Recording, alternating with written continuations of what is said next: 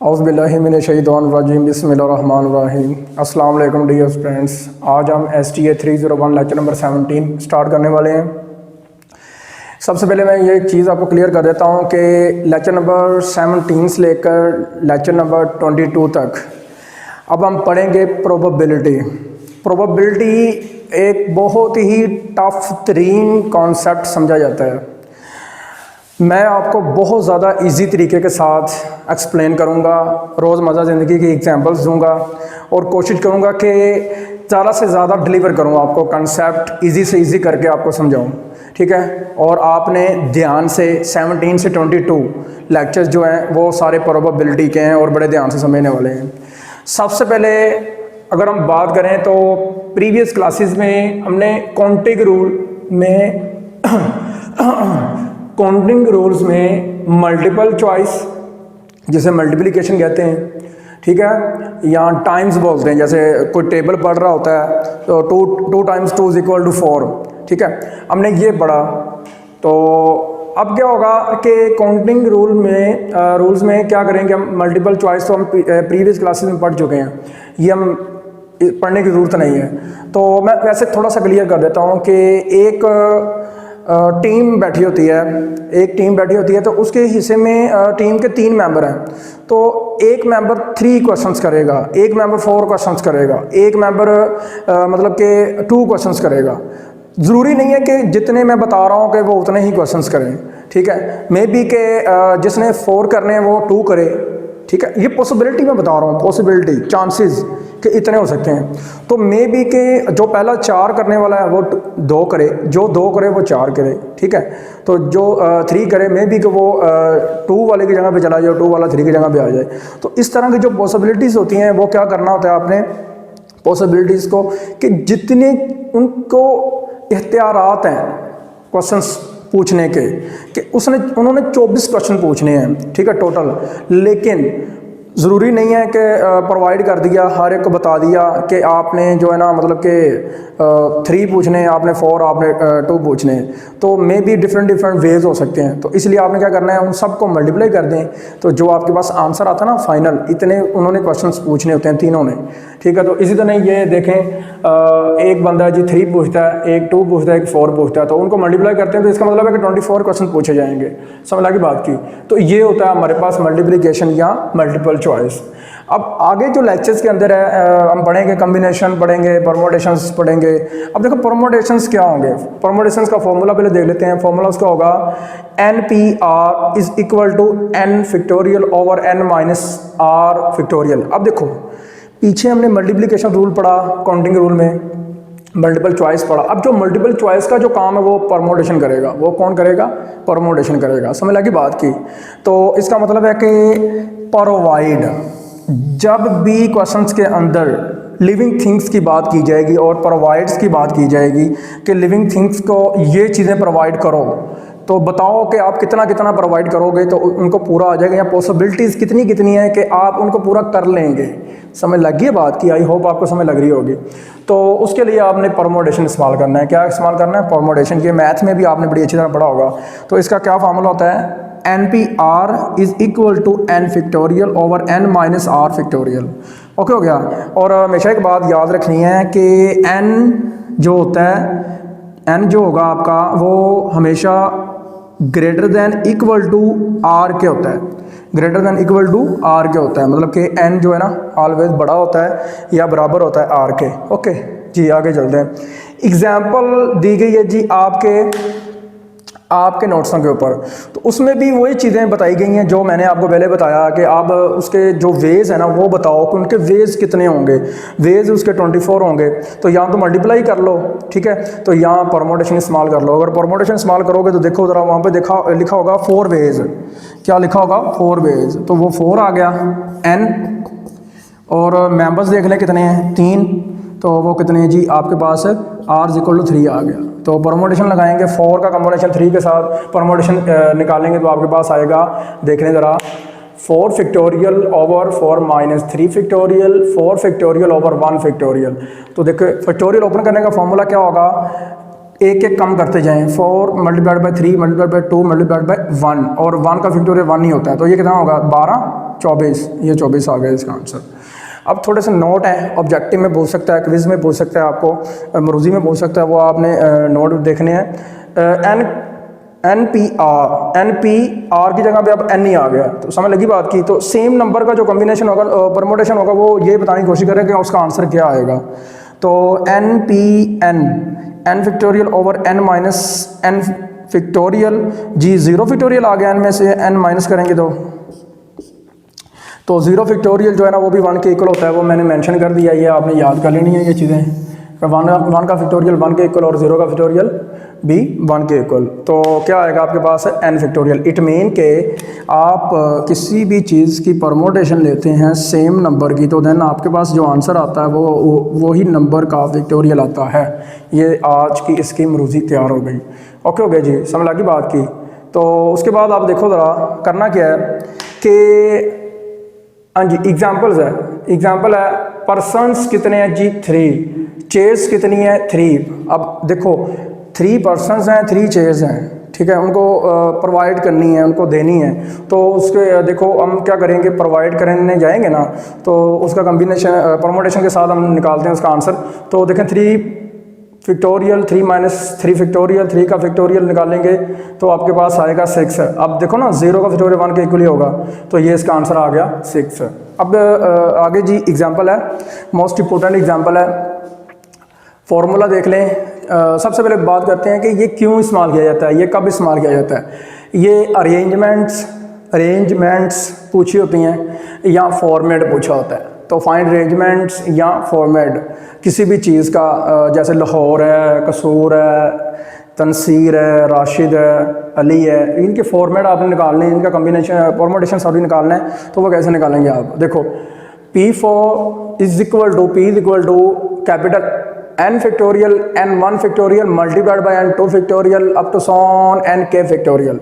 Example है जी आपकी नोट्सों के ऊपर लिखी हुई है कमेटी की। आप मतलब कमेटी की आप निकालना चाहते हो जी, फॉर्मेट निकालना चाहते हो, तो इसकी फॉर्मेट कैसे निकालोगे। देखो टोटल गिन लो, 1 2 3 4 5 6 7 8 9 जो है वो जो आपका टोटल n है वो ऊपर आएगा 9 फैक्टोरियल। अब देखो ज़रा आगे सी देखो कितनी दफ़ा है, एक दफ़ा 1 फैक्टोरियल, ओ भी एक दफ़ा 1 फैक्टोरियल, m कितनी दफ़ा है 2 टाइम है 2 फैक्टोरियल, ठीक है। उसके बाद आई कितनी दफ़ा है जी 1 फैक्टोरियल, टी कितनी दफ़ा है जी 2 टाइम 2 फैक्टोरियल, और ई कितनी दफ़ा है 2 फैक्टोरियल, ठीक हो गया जी। अब देखो 1 का तो कंसेप्ट ही खत्म हो गया, 1 फैक्टोरियल 1 होता है, 1 खत्म, 1 भी खत्म, ये भी खत्म, ठीक है। बाकी रह गए 2 और 2। देखें 2 का फैक्टोरियल ओपन कर देना है, 2 multiplied by 1 2 multiplied by 1 2 multiplied by 1, और 9 का आप ओपन करोगे तो क्या आएगा 9 8 7 6 5 4 3 2 1। 2 के साथ 2 कैंसिल, बाकी रह गए ये 2 2 4, ये 4 के साथ कैंसिल 4 के साथ, बाकी क्या रहेगा 9 8 7 6 5 3 और 1। ये आपने नीचे लिख देने, इनको मल्टीप्लाई करोगे तो आपके पास आंसर आएगा 4 5 3 6 0। ये आपकी कमेटी निकल आई, ठीक है जी। अब आगे देखो ज़रा, इसी तरह मैंने अपने पास एक एग्जांपल सेट की अपने नाम से, find arrangements of name Tanseer, ठीक है। इसकी जगह भी कुछ ही हो सकता है, तो ये मोस्ट इंपॉर्टेंट है ये क्विज़ में, ऑब्जेक्टिव में। तो आपने क्या करना है जी, देख लें 1 2 3 4 5 6 7 ऊपर आ गया। टी देखें 1 time, A 1 time, N 1 time, S 1 time, E 2 time, R 1 time. 1 तो हो गया सारा ख़त्म, 1 1 1, तो 2 रहेगा बाकी। 2 का आप फैक्टोरियल ओपन करोगे, अब बल्कि ऊपर से 7 फैक्टोरियल ओपन करो तो क्या आएगा 7 6 5 4 3 2 फैक्टोरियल, ठीक है जी। समझ लग रही है बात की। तो आप क्या करोगे, आप देखो ज़रा 2 फैक्टोरियल को बटे में लिख दिया। अब देखो कितना ओपन करने जाओ, ओपन नीचे बटे के नीचे देख लेते होते हैं, 2 फैक्टोरियल ना, तो 2 तक आप ओपन कर लो, तो 2 तक ओपन करोगे, 2 के साथ 2 कैंसिल, ठीक है जी। तो अब आपके पास क्या आएगा 7 6 5 4 3, इनको आप मल्टीप्लाई करोगे तो आपके पास 25 20, ये आपका आंसर आ गया जी। डियर स्टूडेंट्स, आगे हम पढ़ेंगे कम्बिनेशन। क्या पढ़ेंगे, कम्बिनेशन। सबसे पहले मैं ये बात क्लियर कर दूं कि जो आपके पास परमोटेशन था वो होगा किसी चीज़ या किसी इंसान को, किसी भी मतलब इंसान को आप कोई ओहदा प्रोवाइड करते हो, कोई रैंक प्रोवाइड करते हो, तो उसके लिए आप परमोटेशन इस्तेमाल करते थे। अब यहाँ पर आ गया कम्बिनेशन। तो कम्बिनेशन कब इस्तेमाल करेंगे? जब किसी चीज़ को सिलेक्ट किया जाएगा, जब किसी चीज़ को चूज़ किया जाएगा, सिलेक्ट या चूज़ किया जाएगा, ये बात याद रखनी है आपने। चलें जी, सबसे पहले उसका फॉर्मूला देख लेते हैं। NCR ऐसे डिनोट किया जाता है या ऐसे डिनोट किया जाता है, N, ठीक है, ये ब्रैकेट लगा के open, R is equal to N factorial over R factorial into N minus R factorial. समझने की बात की? तो ये इसका फॉर्मूला है किसका? कम्बिनेशन का। Relation between permutation and combination, इन दोनों के दरमियान रिलेशन को क्या होता है जी? सबसे पहले हम बात करते हैं कम्बिनेशन का फॉर्मूला। तो देखें, कम्बिनेशन का फॉर्मूले की बात करें तो ये उसका कम्बिनेशन का फॉर्मूला है। तो R फैक्टोरियल इधर डिवाइड हो रहा है तो जाके मैं क्या करवा लेता हूँ, मल्टीप्लाई किसके साथ? C के साथ, ठीक है, कम्बिनेशन के साथ। तो ये देखें, ये फार्मूला किसका है? ये सोचें एक मिनट के लिए, ये परमोटेशन का फॉर्मूला है। तो क्या करेंगे, अब देखें, मैं थोड़ा सा सेट करके लिख देता हूँ, लिख दिया। अब देखो, ये फॉर्मूला था परमोटेशन का, तो इट मीन के परमोटेशन जो होगा NPR is equal to R factorial NCR, ये इसके दरमियान आपस में रिलेशन होगा। ये बात याद रखनी है। पेपर में ऑब्जेक्टिव में वो कह सकता है कि आप परमोटेशन मालूम करो, जबकि वो R की वैल्यू दे दे आपको और कम्बिनेशन आपको कह दे कि N और R ये है, तो आपने इस परमोटेशन को मालूम कर लेना है। मे बी ना पेपर में ये ना दे दे, कम्बिनेशन की वैल्यू दे दे, तो इसलिए आपने ये रिलेशन याद रखना है। ठीक हो गया जी, ओके। उसके बाद थोड़ा सा नोट है। नोट ये है कि NCR is called binomial coefficient. Binomial का जो कोफिशिएंट होता है वो बेसिकली क्या होता है? ये कम्बिनेशन होता है खुद। कैसे? बाइनोमियल का फॉर्मूला देख लेते हैं। फॉर्मूला आगे जाकर पढ़ेंगे, इसे एक्सप्लेन करेंगे। a प्लस बी की पावर n, ये बाइनोमियल फार्मूला है, बाइनोमियल का फॉर्मूला, बाइनोमियल एक्सपेंशन है ये, okay. Is equal to sum n से r is equal to 0 combination NCR a की power n minus r into B की पावर r। तो देखें, ये कोफिशिएंट होगा किसका? बाइनोमियल का। ये बात याद रखनी है।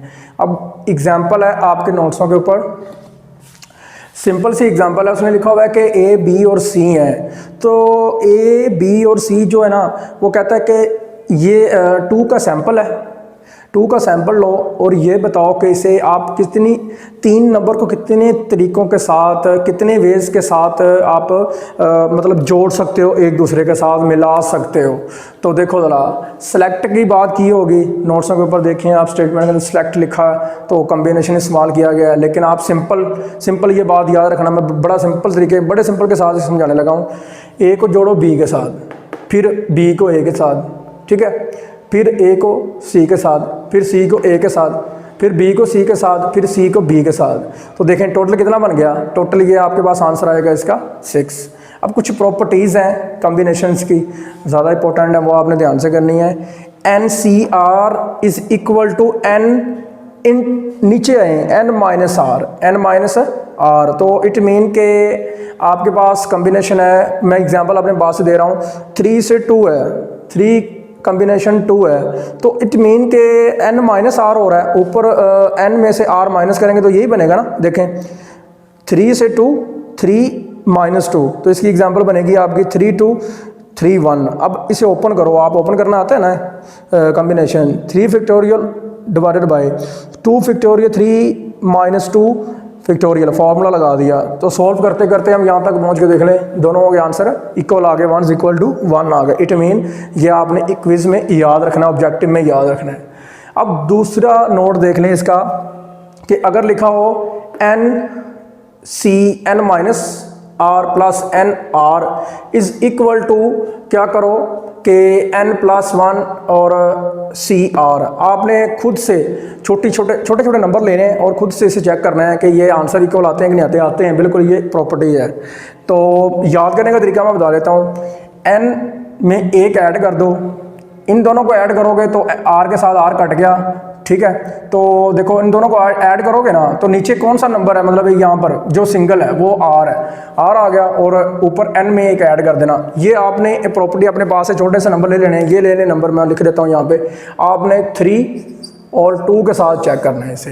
यहाँ पर आप लगा देना 3 और यहाँ पर लगा देना, मतलब R की वैल्यू 2 और N की 3 लगा देना, इसे चेक करना आपने, ठीक है जी। उसके बाद देखें कम्बिनेशन किसी का भी ज़ीरो के साथ जब चेक किया जाता है ना, जब ज़ीरो के साथ चेक किया जाता है उसका आंसर 1 आता है हमेशा। तो वो मैंने सॉल्व करके आपको सारा बताया है। देखें n factorial 0 factorial n minus 0 factorial, ठीक है जी। तो 0 फैक्टोरियल तो होता है आपका 1 के इक्वल 1 आ गया, तो n के साथ n कट गया, n फैक्टोरियल के साथ 1 आ गया। सेम नंबर का जो फैक्टोरियल होगा वो भी आपका 1 के इक्वल ही होगा। वो कैसे होगा, वो भी फार्मूला लगा लें और इसे सॉल्व आउट करें तो आपके पास आंसर आएगा 1, ठीक है। तो इट मीन के NC0 is equal to NCn is equal to always 1। ये बात याद रखनी है, ये क्विज में पूछ सकता है आपसे, ठीक हो गया जी। उसके बाद आता है आपके पास 4th नंबर पे प्रॉपर्टी जो है वो है जी NC1। NC1 तो मतलब कि आप कम्बिनेशन मालूम करो 1 के अगेंस्ट जी। तो वो कैसे करना है देखें ज़रा। n फैक्टोरियल 1 फैक्टोरियल वैसे आ गया n माइनस 1 फैक्टोरियल। तो इट मीन के जब भी आप फैक्टोरियल ओपन करते हो तो एक एक काम करते हो। फॉर एग्जांपल देखो 3 फैक्टोरियल है तो आप करते हो 3 2 1, जब तक 1 नहीं आएगा जान नहीं छोड़ते इसकी। तो देखो अगर n फैक्टोरियल है तो यहाँ पे करेंगे n into n minus 1 factorial. देखें इसकी जगह में 3 लगाएं तो क्या आएगा 3 इंटू 3 माइनस 1 फैक्टोरियल। तो कितना आ गया 2 3 मल्टीप्लाइड बाय 2 फैक्टोरियल। 2 को ओपन करेंगे 3 मल्टीप्लाइड बाय 2 मल्टीप्लाइड 1, ये देख लें सेम ये चीज़ बन गई है। तो इट मीन के जब भी आप n फैक्टोरियल को ओपन करने जाओगे ना तो उसके लिए आपने फॉर्मूला याद रखना है n factorial equal to n into n minus 1 n minus 2 up to so on करते जाएं, ठीक है जी। एक एक काम करते जाना है। तो मैं यहाँ पर ऐसे करने लगा हूँ, देखो नीचे लिखा हुआ है n माइनस 1 फैक्टोरियल। तो मैं अब लगा करता हूँ यहाँ तक खोल लेता हूँ n into n minus 1 factorial. देख लें n into n minus 1 factorial, जहाँ पे आपने स्टॉप करना है वहाँ पर फैक्टोरियल लगाना है। दोनों कट के तो आंसर आ गया n, ठीक है जी। समझ लगी बात की। इसकी मैंने छोटी सी एग्जांपल भी दी हुई है, सेट की हुई है कि 2 का 1 के साथ फैक्टोरियल लो आप तो आपका आंसर 2 आना चाहिए। देख लें 2 ही आया है, 2 फैक्टोरियल 1 फैक्टोरियल 2 माइनस 1। तो ये सारा सॉल्व आउट किया मैंने, आंसर आ गया इसका 2। देन जो है ना उसने लिखा हुआ है जी n कम्बिनेशन n माइनस 1 का आंसर जो आता है ना वो भी n आता है। मतलब ये कि अगर आपने ऊपर 3 लिखा है नीचे उससे एक कम है, जैसे ऊपर 10 है नीचे 9 है, तो इसका आंसर जो आता है ना वो बड़े वाला आता है, 10 आता है, ठीक है। तो देखो 3 कम्बिनेशन 2 है तो इसका आंसर 3 आना है। क्या आना आंसर 3 फैक्टोरियल 2 आर की जगह पे 2 आ गया, 3 minus 2 factorial, 3 factorial into 2 factorial. 2 को ओपन करोगे 2 मल्टीप्लाइड बाय 1 हो जाएगा, ऊपर से 3 करोगे 3 मल्टीप्लाइड बाय 2 मल्टीप्लाइड बाय 1 हो जाएगा, 2 के साथ 2 कैंसिल तो आंसर आ गया 3। तो इट मीन के ये दोनों इक्वल आते हैं, लेकिन इनका जो आंसर आता है वो हमेशा आता है ऊपर वाली टर्म, ऊपर वाला आंसर हमेशा आता है जी। डियर स्टूडेंट्स, अब पेज नंबर 139 पे एक एग्जाम्पल है। एग्जाम्पल क्या दी हुई है उसने कि 10% है, आउट ऑफ 10% सेलेक्ट कितने करने हैं 3, उसका आपने क्या निकालना है कम्बिनेशन निकालना है। तो n क्या होगा 10 और r क्या होगा आपका 3। तो आप फॉर्मूले में वैल्यू पुट अप करके ना आंसर निकाल सकते हो 120, ठीक है। क्लियर है। आगे नेक्स्ट एग्जाम्पल जो है उसमें उसने लिखा हुआ जी ताश है आपके पास, ताश है जी आपके पास, उसमें 52 जो है ना उसके कार्ड्स हैं, पत्ते हैं, जिसमें से आपने 5 सेलेक्ट करने हैं। तो उसका आपने क्या करना है कम्बिनेशन लगा के उसका आपने आंसर निकालना है। तो उसे आपने क्या करना है जी 52 आपका n होगा और r क्या होगा आपका 5, ठीक है जी। तो n 52 factorial over 5 factorial 52 minus 5 factorial. तो आपने क्या करना है जी नीचे देखें 47 फैक्टोरियल रह जाएगा, तो आप 47 तक फैक्टोरियल ओपन करके कैंसिल कर देना, ओके जी। तो 48 तक रह गया 52 से लेकर, इनको मल्टीप्लाई करके 5 फैक्टोरियल ओपन करना, उन्हें मल्टीप्लाई करके डिवाइड कर देना, ये इसका आंसर आ जाएगा, ठीक है जी। आगे हम करते हैं, थ्योरी का पार्ट स्टार्ट होने लगा है। जिस बच्चे के थ्योरी की बेहतरीन समझ लगेगी उस बच्चे के लिए प्रोबेबिलिटी कभी भी टफ नहीं होगी, ये बात याद रखना। मैं दोबारा रिपीट करने लगा हूँ, ये थ्योरी जो मैं आपको करवाने लगा हूँ, हालांकि थ्योरी का जो पार्ट है वो मैं आपको ज़बानी कलाम में बता सकता हूँ, लेकिन मैंने एक एक चीज़ लिखी है, एग्जांपल लिखी है कि आपको क्लियर समझ लगे इसकी, ठीक है जी। रैंडम एक्सपेरिमेंट, रैंडम, सबसे पहले मैं ये बता लेता हूँ कि रैंडम एक्सपेरिमेंट आज़ादाना तजर्बा, ठीक है जी।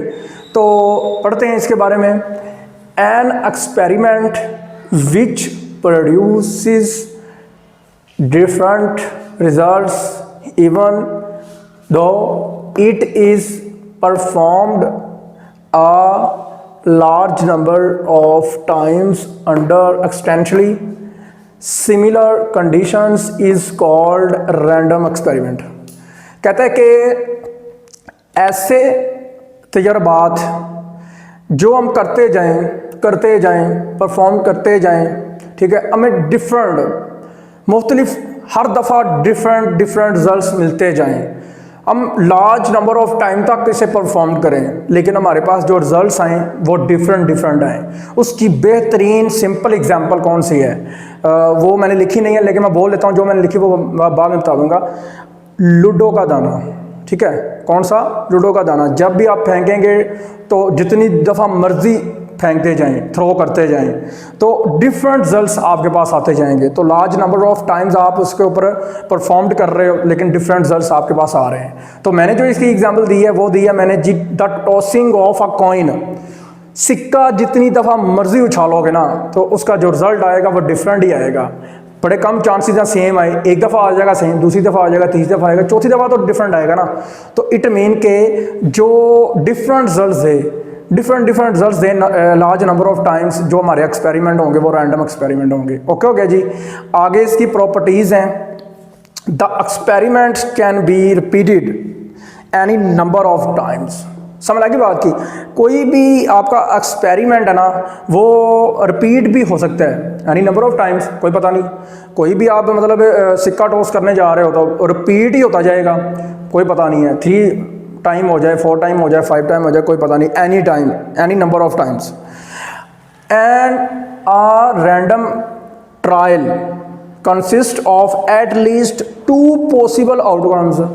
मुझे ये बताओ कि जब सिक्का टॉस करोगे हेड टेल और तीसरा भी कुछ आएगा ना, और नहीं आएगा, हेड या टेल आएगा, तो 2 possible outcomes,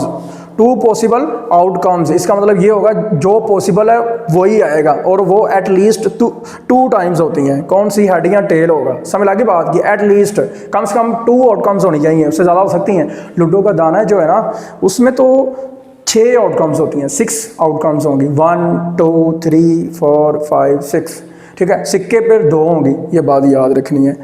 nothing can be set which certainty about the outcomes और रैंडम एक्सपेरिमेंट। इसमें ना आप अचानक से अपने पास से फैसला नहीं कर सकते जब तक आप कोई एक्सपेरिमेंट नहीं करते किसी चीज़ के ऊपर। जब तक आप एक्सपेरिमेंट करके देखोगे ना तब आपको एक सैंपल बनेगा, एक सैंपल स्पेस आपके पास आएगी, ठीक है जी। डियर स्टूडेंट्स, अब हम पढ़ेंगे सैंपल स्पेस।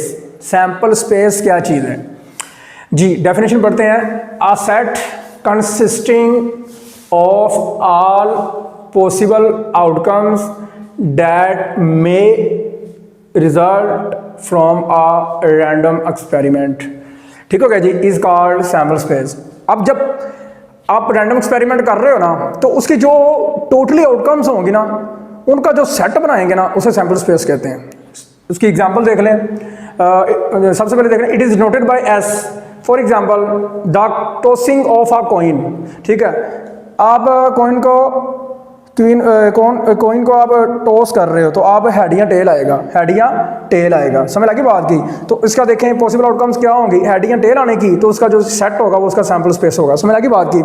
आगे जी, when a die is rolled, तो 1 से लेकर 6 तक काउंटिंग आ जाएगी इसके अंदर। समझ लगी बात को? डिनोटेड बाय एस करना आपने।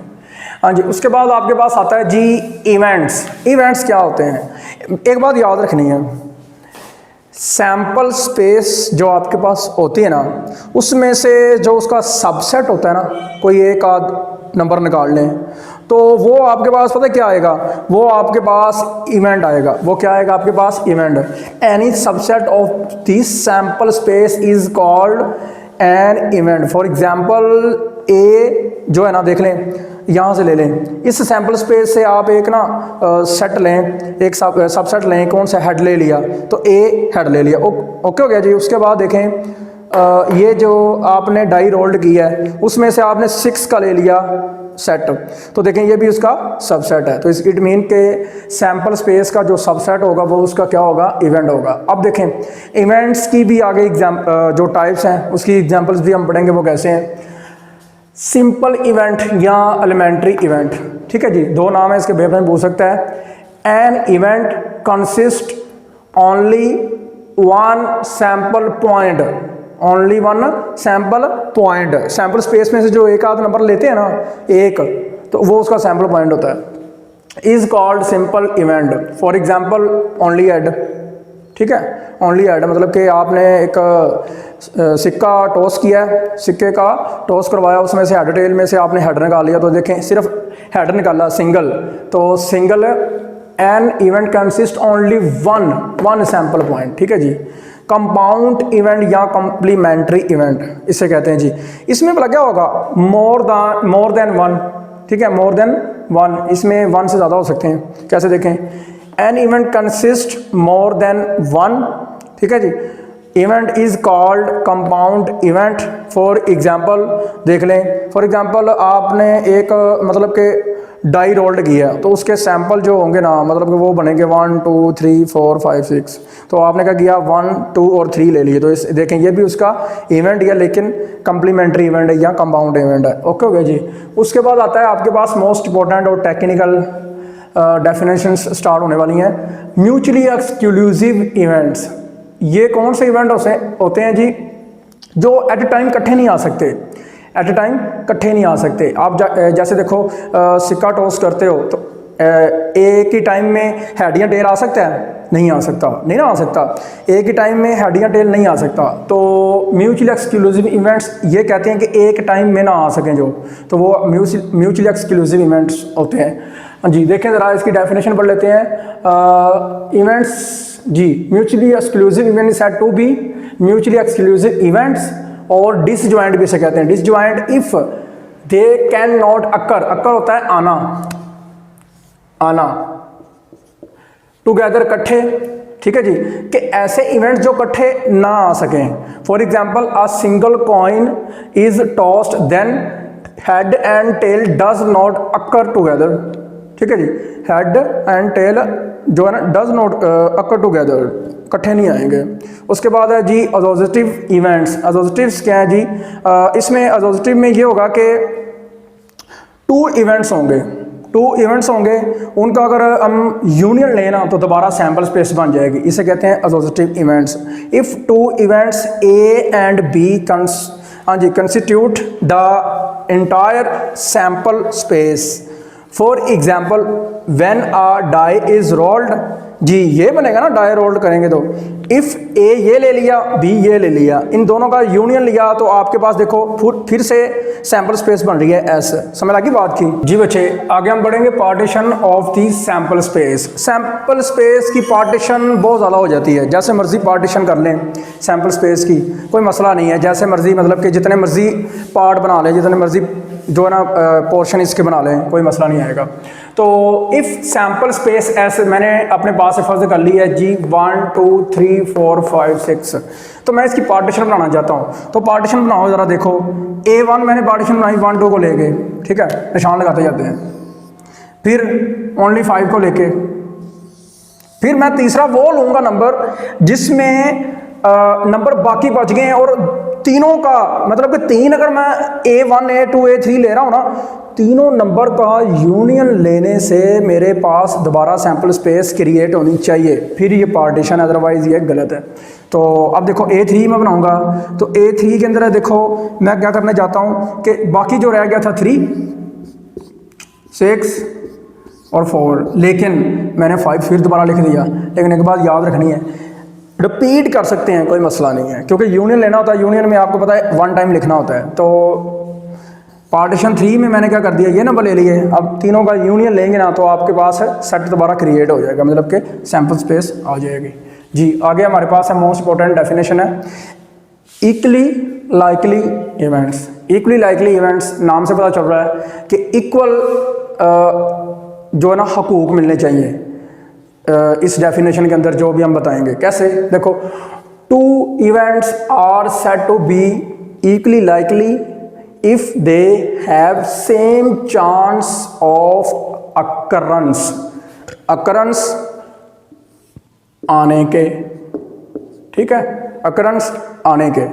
तो इसकी एग्जांपल देख लेते हैं। आ कॉइन इज टॉस्ड, जी जब मैं सिक्का टॉस करता हूँ, आप सिक्का टॉस करते हो जब क्रिकेट खेलते हो आप, तो जब भी मतलब मैच की जो खेली टॉस फेंकी जाती है, तो मुझे ये बताओ कि सेम चांसेस होते हैं ना, एक दूसरे के सामने खड़े होते हैं कैप्टन, तो मतलब हेड या टेल, वो हेड कहता है तो जारी बात दूसरे का टेल ही होता है। एक बंदा आवाज़ देता है, एक बंदा आवाज़ देता है हेड, तो दूसरे का जारी बात टेल ही होता है। तो टेल क्यों होता है? क्योंकि सेम चांस होते हैं। तो जब किसी चीज़ के सेम चांस होंगे तो वो होगी इगली लाइकली इवेंट्स। समझ की बात की? तो देख लें, ये सैम्पल स्पेस है, हेड, H फॉर हेड और T फॉर टेल। तो इसी तरह हमारे पास क्या बनेंगे चांसेस हेड या टेल के। अल्लाह हाफिज़।